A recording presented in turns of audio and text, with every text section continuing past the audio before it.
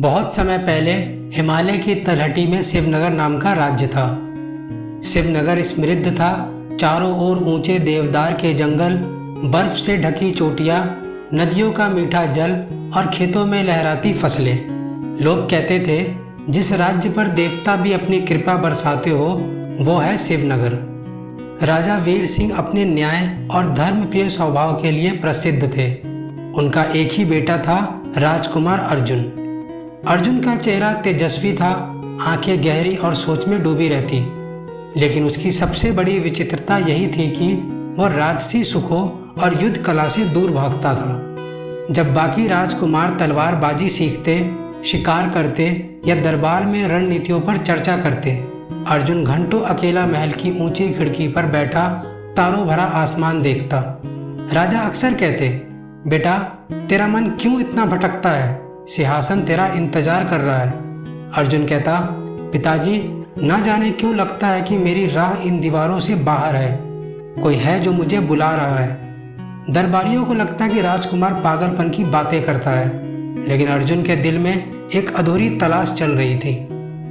एक रात जब पूरा मोहल्ला सो रहा था, अर्जुन को विचित्र सपना आया। वह खुद को चांदनी से नहाए एक अजनबी घाटी में देखता है। उस घाटी के बीचों बीच एक नीला सरोवर था, जिसकी लहरें मानो आसमान का रंग पीकर और गहरी हो गई थी। सरल सा लेकिन मोहक दृश्य।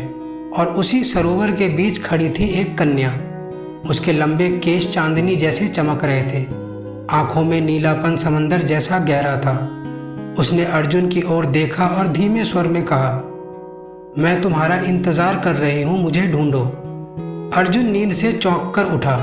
दिल इतनी तेज धड़क रहा था मानो सीना फाड़कर बाहर आ जाएगा। सुबह उसने पिता से कहा, पिताजी मुझे यात्रा पर जाना होगा, मुझे उस सरोवर को ढूंढना है। राजा ने कहा, क्या तुम पागल हो गए हो? नीले सरोवर की कथा तो सदियों में सिर्फ कहानी रही है।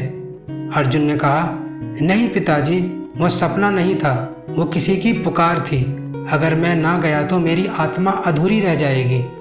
राजा ने बहुत समझाया, मंत्री ने भी समझाया, सैनिकों ने रोका, लेकिन अर्जुन का निर्णय अडिग था। अर्जुन ने घोड़ा कसा और निकल पड़ा। गांव-गांव भटकते हुए वह हर किसी से नीले सरोवर का रास्ता पूछता। किसी बूढ़े ने कहा, वहाँ सरोवर की रानी इंसानों को सोने का हिरण बना देती है। किसी स्त्री ने चेतावनी दी, वह नदी देवता की शापित पुत्री है, उसके पास जाना मौत बुलाना है। किसी चरवाहे ने डरते हुए कहा, जो भी वहाँ गया वो कभी वापस नहीं आया। हर कहानी सुनकर अर्जुन का मन और बेचैन हो उठता। उसे लगता, सच तो वही छिपा है जहाँ सब डरते हैं। घने जंगल में अर्जुन की मुलाकात एक छोटे बौने से हुई। उसकी दाढ़ी लंबी थी और आंखें रहस्यमयी चमक से भरी थी। बौना ने बोला, राजकुमार अर्जुन, मैं जानता हूँ कि तुम नीले सरोवर की तलाश में हो। अर्जुन चौंक गया, तुम्हें मेरा नाम कैसे पता? बौना मुस्कुराया, मैं भाग्य का दूत हूँ, वहाँ तक पहुँचना आसान नहीं। तुम्हें 3 कठिन परीक्षाएं देनी होंगी। अर्जुन, कौन सी परीक्षाएं? बौना ने कहा, पहला, बिना हथियार के दानों को हराना होगा। दूसरा, बिना बोले अपने दर्द को सुनाना होगा।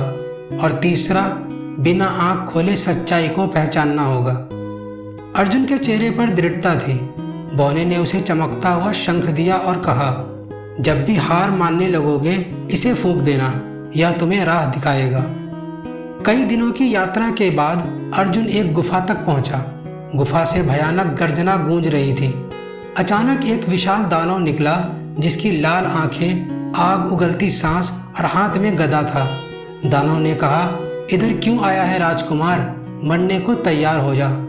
अर्जुन ने तलवार निकाली, पर उसे बौने की बात याद आई, बिना हथियार तुम्हें इस दानव को हराना है। उसने तलवार फेंक दी। वह कांपते दिल से बोला, अगर मेरा इरादा सच्चा है तो मेरी आत्मा ही मेरी शक्ति है। उसके शब्द मंत्र की तरह गूंज उठे। दानव तड़पा, चिल्लाया और राख बन गया। अर्जुन ने गहरी सांस ली। पहली परीक्षा उसकी पूरी हो गई थी। आगे बढ़ते हुए अर्जुन एक तपोवन पहुंचा। वहाँ एक वृद्ध योगी ध्यान में लीन थे। योगी ने आंखें खोली और कहा, अपनी पीड़ा बताओ बेटा, लेकिन मुंह से एक शब्द भी मत कहना, अर्जुन अवाक रह गया। उसका दिल बोझिल हो उठा। वह घुटनों के बल बैठा और आंसू बहाने लगा। उसके आंसुओं से जमीन पर एक सुंदर कमल खिल उठा। योगी मुस्कुराए और कहा, तुम्हारा दर्द सच्चा है। तुमने दूसरी परीक्षा पास कर ली है। अंतिम परीक्षा में अर्जुन 3 दरवाजे के सामने पहुंचा। पहला सोने का, दूसरा चांदी का, तीसरा साधारण लकड़ी का। तभी एक आवाज आई, बिना आंख खोले सही दरवाजा चुनो। अर्जुन ने आंखें बंद की और सोचा, सच्चाई कभी सोने चांदी में नहीं छिपती। असली रास्ता वही है जो साधारण दिखता है। उसने लकड़ी वाला दरवाजा छू लिया। दरवाजा खुला और सामने वही नीला सरोवर था। सरिता के बीच खड़ी थी वही कन्या। उसकी सुंदरता अलौकिक थी, मानो पूरा चांद उसी में उतर आया हो।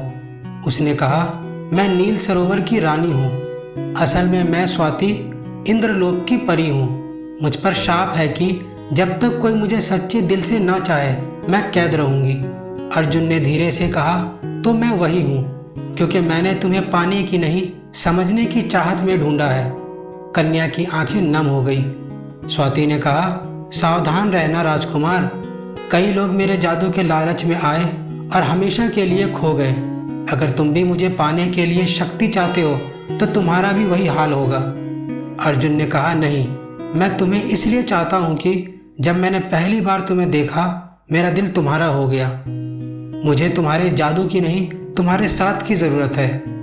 इतना कहते ही सरोवर की लहरें रोशनी से भर गई। आकाश से दिव्य प्रकाश उतरा और स्वाति का रूप बदल गया।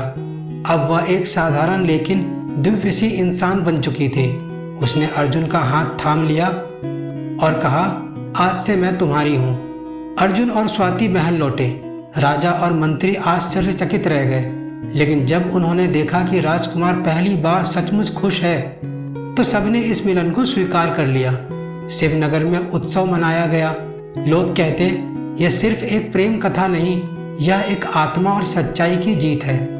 तो दोस्तों, यह कथा बताती है सच्चा प्रेम किसी जादू या शक्ति पर नहीं, दिल की सच्चाई पर टिका होता है।